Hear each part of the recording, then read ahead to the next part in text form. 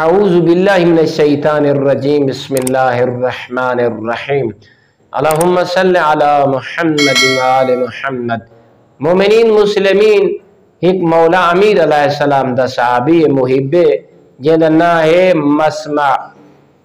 ای مولا کو بہت زیادہ پیارا ہے۔ مولا نے ای کو خط لکھا، تحریر فرما کے بھیجا، اے مسمع میں علی تیرے واسطے اے پسند کرے نا کہ تیرے گھر دے وچ ایک ایسا کمرہ منتخب ہونا چاہیے، مقرر ہونا چاہیے، ایک حجرہ جے دے وچ تو بیٹھ کریں اللہ دی عبادت بجالا میں۔ نال ارشاد فرمایا مسمع میں علی تیرے واسطے پسند کرے نا کہ رات دے وقت جیلے تو اس کمرے دے وچ اس حجرے دے وچ عبادت کرن بنجے تم موٹے کپڑے پاویں اور پرانا لباس پاویں۔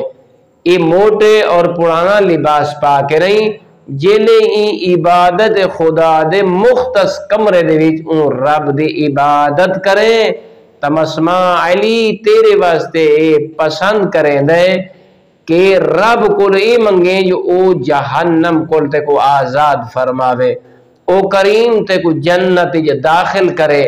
اے مسمع علی دی اس گفتگو کو یاد رکھیں، علی تیرے واسطے پسند کریں دے جلے اللہ دی بارگاہ سوال کرے تا غیر شرعی سوال نہ کرے، او سوال کرے جیڑا علی والے دے شیان شان ہوئے۔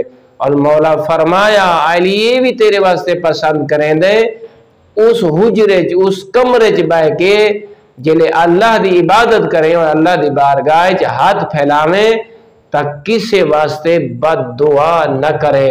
جہاں ایسا امام ہوئے مومنین اندے منن والا کیسا ہونا چاہیے۔ والحمدللہ رب العالمین۔